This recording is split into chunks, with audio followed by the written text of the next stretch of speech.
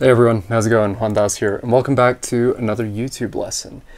And for this week's lesson, I wanted to go way back to the fundamentals. Some of you here might remember I did a video on fundamentals, what are fundamentals, and kind of diving into each one. And in realizing that and remembering that, I kind of came to the realization that I hadn't covered ear training. And ear training was one of those things that, you know, I think can be kind of a point of contention for some people, much like sight reading, especially those who've done, you know, college level courses or done formal music education. Sometimes ear training can leave a couple of people traumatized. Yet I think ear training, or a good ear, is universally acknowledged as a fundamental skill for any musician, regardless of your genre. And even more so if you happen to be, you know, an improvising musician or someone who dedicates themselves to something in that world, because the entire possibility, all the possibilities of what you can play are kind of dependent on your ability to hear an idea in your head and then translate it to your instrument. So I wanted to get right down to basics, cover some basic steps, some basic exercises that, you know, even for the more advanced players among you, might be very good to understand where your deficiencies lie, and also maybe clear up some misconceptions about ear training. Okay, enough of my spiel. Let's just dive right into the heart of the matter and ear training. Now, first off, why is ear training so important and so prescribed? I think maybe some of the what's the word I'm looking for? Some of the qualms people have with regards to ear training kind of start there, in that some people might not understand what ear training is for. And, you know, it's not just to inflict, it's not to inflict solfege on people and kind of torture them psychologically. It's nothing to do with that, even though it might feel like that for some people, especially music school grads.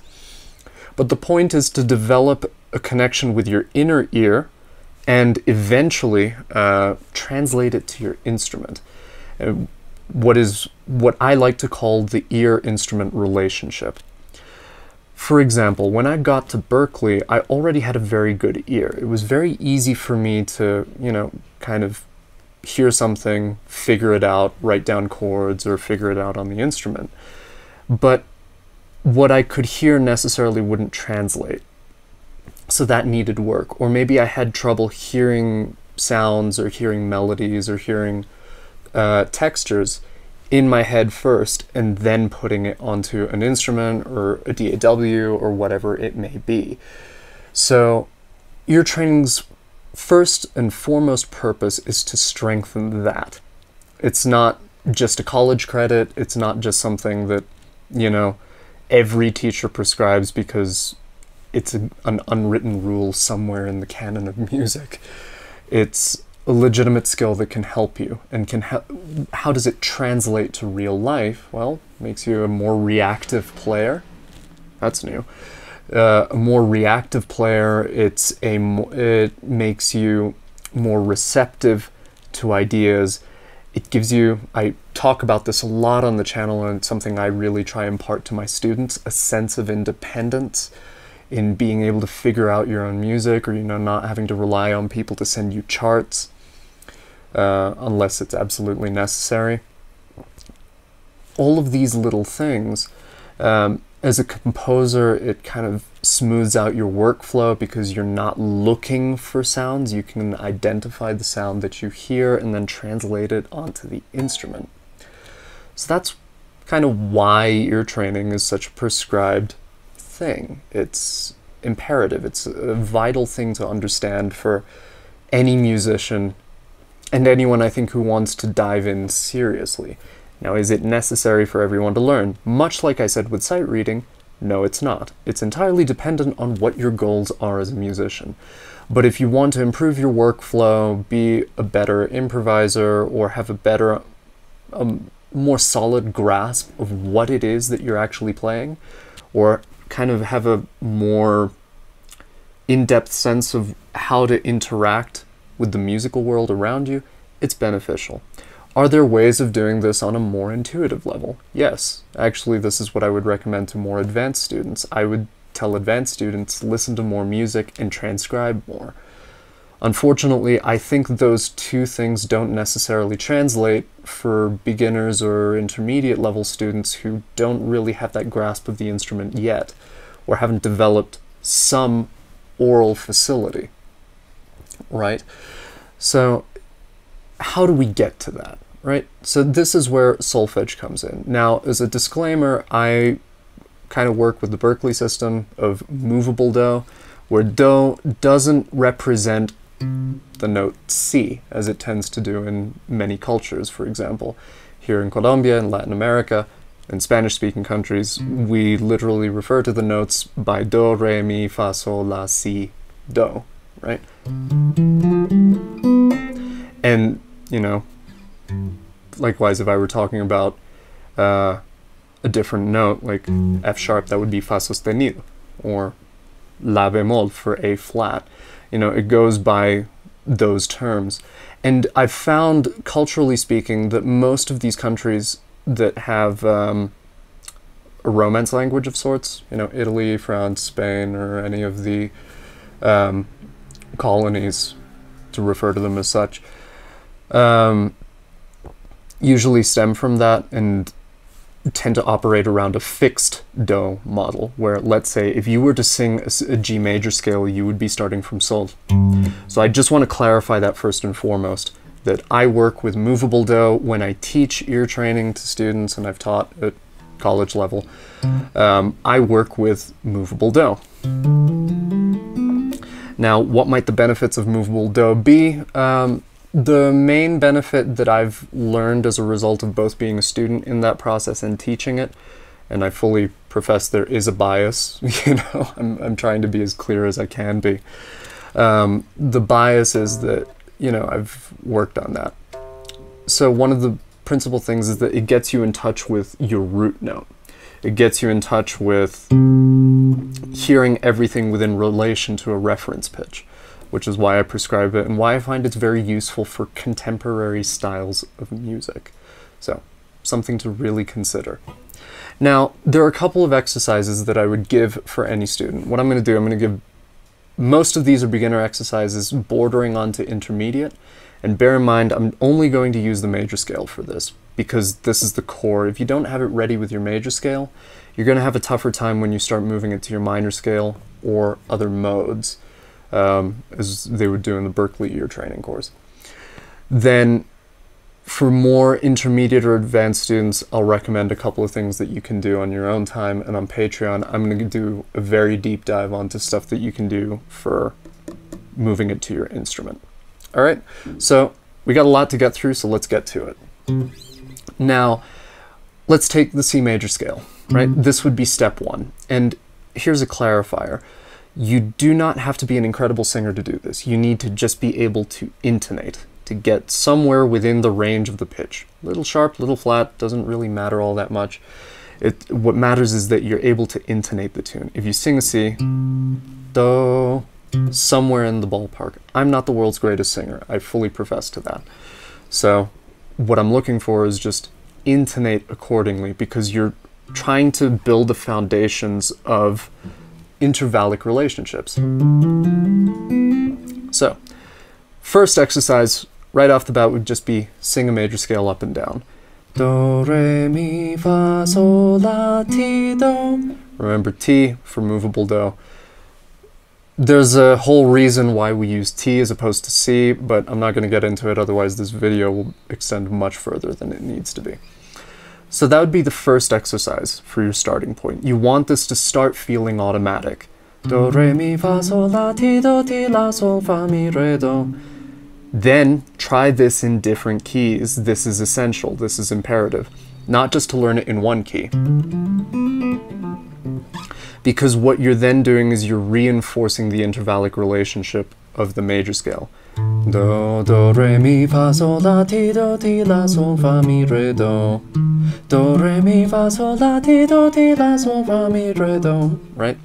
So there, starting to move it about. Eventually, and here's something you want to do with your training, get used to only giving yourself a reference pitch, not singing along to what you play, because you need that to come from yourself as opposed to relying on the instrument to give you the sensory feedback, so to speak.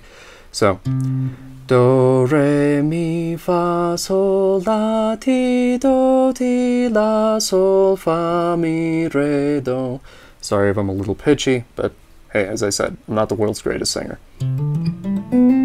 Right? So that's the starting point. Then the next step, I would have students do interval relationships, right? This is basic stuff. Again, what is this doing? It's building your relationship to each individual interval in the major scale. Do, re, do, mi, do, fa, do, sol, do, la, do, ti, do. And then you would do that descending. Same idea. Start with a reference pitch. Do, re, do, mi, do, fa, do, sol, do, la, do, ti, do. Little sharp, but okay. So then, you know, that's where I would start from. And this isn't about building virtuosic vocal technique. It has nothing to do with that. What it's trying to do is getting you used to hearing a reference note and then hearing each one of those pitches in relationship to that reference pitch. Then you can try this in different keys. Do, re, do, mi, do, fa, do, sol, do, la, do, ti, do. Right? And then you would make your way back down. Do, do, do, ti, do, la, do, sol, do, fa, do, mi, do, re, do. The other exercise I would prescribe for beginner students is singing in thirds, singing in diatonic thirds to get you used to some moving patterns. Do, mi, re, fa, mi, sol, fa, la, sol, ti, la, ti, sol, la, fa, sol, mi, fa, re, mi, do. Sorry, my voice is a little raspy. Now, do, mi, re, fa, mi, sol, fa, la, sol, ti, la, do. Move it around to different keys. Strengthen that relationship with the scale, because what sometimes ends up happening is students can get very used to singing it in one key, and then you ask them to sing it in another key, and then suddenly they're thrown off because they're not familiar to how the relationships move with a different reference note. Remember this. Then the next exercise is actually where we start getting kind of into beginner intermediate territory.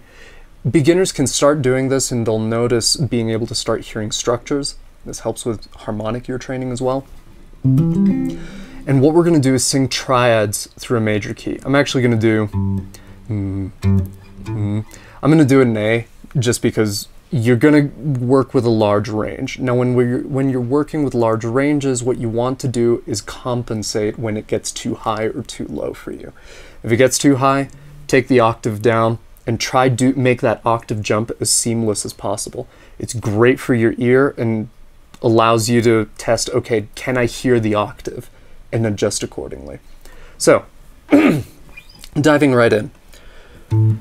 Do, mi, sol, mi, do, re, fa, la, re, mi, sol, ti, sol, mi, fa, la, do, la, fa, sol, ti, re, ti, sol, la, do, mi, do, la, ti, re, fa, re, ti, do.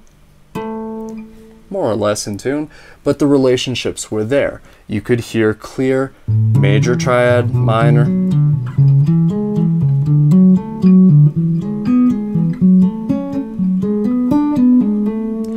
Do this in different keys. The next step would be to add the 7th degree. So for example, do, mi, sol, ti, sol, mi, do, re, fa, re, mi, sol, ti, sol, mi, la, do, mi, do, la, fa, sol, ti, re, ti, sol, la, do, mi, sol. La, do, mi, sol, mi, do, la, ti, re, fa, re, ti, do. And you see there it's starting to get to the higher parts of my range. Now, what is the advantage of this? This starts getting you to hear full structures of chords. Eventually, this translates to your harmonic ear training. Eventually. In the beginning, it's going to be a little rough. I'm going to admit it's not the easiest thing in the world to develop. However, it is a very useful skill, and it's something that can help you progress leaps and bounds in terms of hearing melody and harmony. Rhythm, I treat it as kind of its own special world. I'd recommend any musician try this, whether no matter what instrument you play. Actually, especially if you're a drummer, I would recommend this. Because, for example, me personally, as a band leader, what I look for in drummers are drummers who can hear melodies, drummers who internalize melodies, and they can also kind of hear how harmony moves. Because that way they're not relying so much on the form, like, okay, this is 4, 8, 12, 16, even though that is certainly part of understanding it. But I like drummers who can, relate to music in those terms as opposed to just the drums themselves. And it'll make you a much stronger percussionist. Vocalists, same deal. It'll start getting you in touch with harmony, as opposed to just exclusively singing melody. All around, it's a great tool to understand.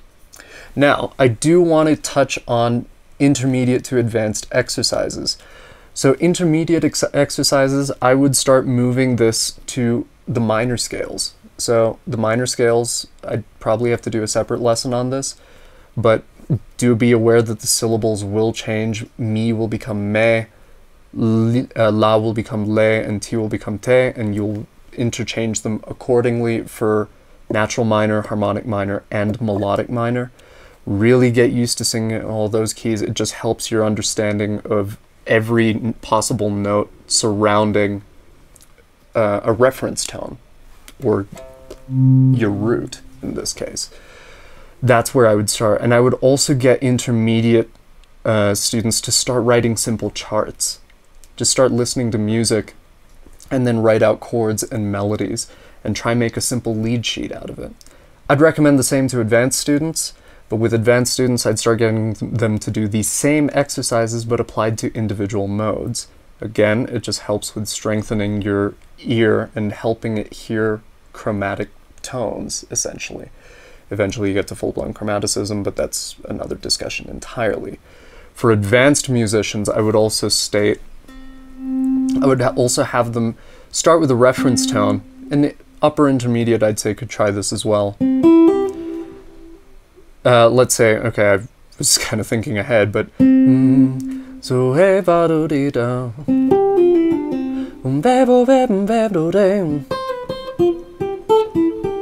sorry. Yeah,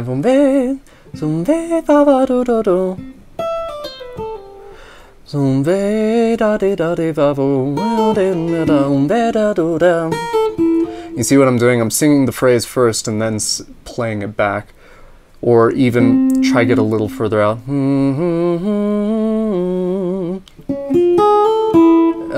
F sharp.